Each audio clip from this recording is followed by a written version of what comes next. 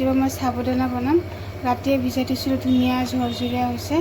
তাৰপিছত বাদাম ভাজি ৰেডি কৰি লৈছোঁ, আলু বইল কৰি লৈছোঁ, অকণমান পিঁয়াজ কাটি লৈছোঁ, অলপ জিৰা, তাৰপিছত কাৰি পাত্তা, নিমখ বহাই দিওঁ, তেলটো গৰম হ'ব দিলোঁ। মই সাবুদানা আগতে এবাৰ বনাইছিলোঁ, বহুত দিন আগত। আজি এবাৰ নাজানো কেনেকুৱা হয়। চাওঁ কেনেকৈ ধুনীয়াকৈ ঝৰঝৰীয়া হৈছে। চাওঁ বনাইছোঁ কেনেকৈ কি হয়, বহাই দিওঁ। আজি ৰাতিপুৱা নাস্তা এয়ে বনাওঁ, সাবুদানা। সাবুদানা হৈ গ'ল, একদম ঝৰঝৰীয়া।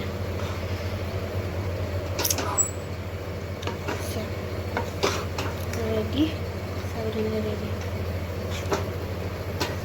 মাকে ৰেডি কৰেছে,